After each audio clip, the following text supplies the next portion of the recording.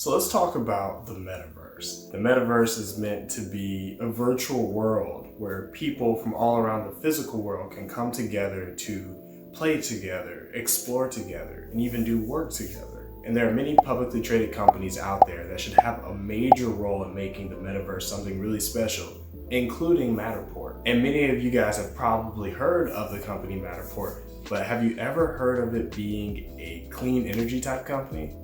Let's talk about it. So the shortest way to define what Matterport is that it's a spatial data company. It takes architectural information from the real world and converts it into a 3D virtual world, or what they like to call a digital twin. Now, Matterport's technology is already used in a lot of different applications, including construction and real estate, which allows people to view the floor plans of their future home before they decide to see it and make an offer, or even into insurance companies where people can file insurance claims on property damage and they can actually make scans of the damage so that companies can see an actual virtual 3D representation of it without having to leave their home or their office. So Matterport as a company seems really cool out the gate, and Matterport as a stock seems like a company you would definitely invest in. And just like a lot of other tech companies, Matterport stock actually shot up really high, up into the early $30 a share around late November of last year. And that happened to be around the time that Facebook announced that it was going to change its parent name to Meta,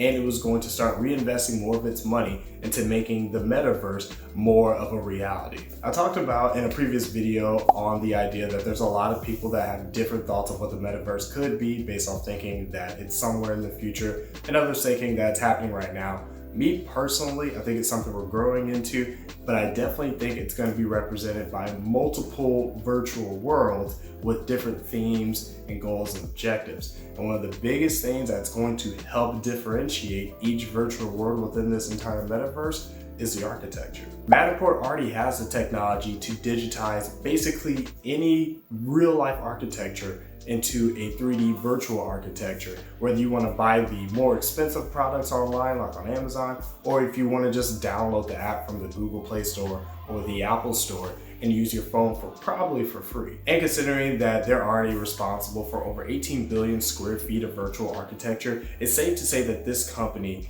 is definitely going to play a big role in shaping virtual worlds. And considering that you can get this technology from your phone, it's definitely going to be something that's accessible to basically anyone in the entire world. But what's funny about this company is that it may have an even more pivotal role than just shaping the imagery of the metaverse. Its role may have a lot to do with cutting emissions.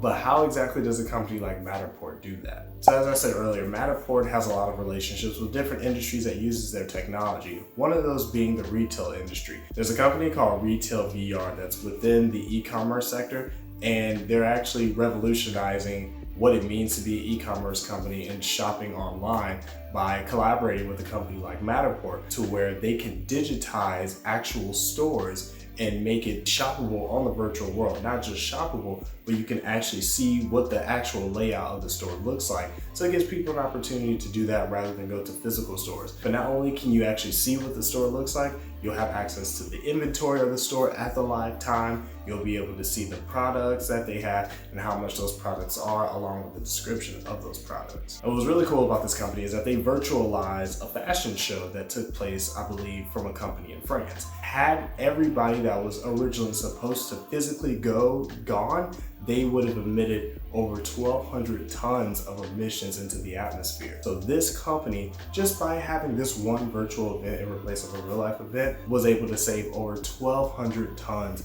of CO2 emissions from entering our atmosphere. And we all know how in this society, greenhouse emissions and reducing those to net zero and even net negative is something really important. And considering this is just one case scenario of one company, the possibilities of what Matterport could do with their technology is ridiculous. So with that being said, Matterport is very significant in itself because it will play a major role within the metaverse, being able to shape these different virtual worlds and give it an easy access to take architecture from our real world and represent it into the virtual world. It's also going to change different facets of the real world to the point where we can have more of these instances of cutting emissions from our atmosphere, which yet again, in this administration, in this society, is definitely a great thing. So this company is a double hitter. which definitely, in my opinion, makes this a long-term hold company within the tech sector, especially just the roles that's going to play in these two different subsectors. But that's just my personal opinion. Let me know what you guys think about a company like Matterport in the comments below, and let me know if you guys actually ever considered it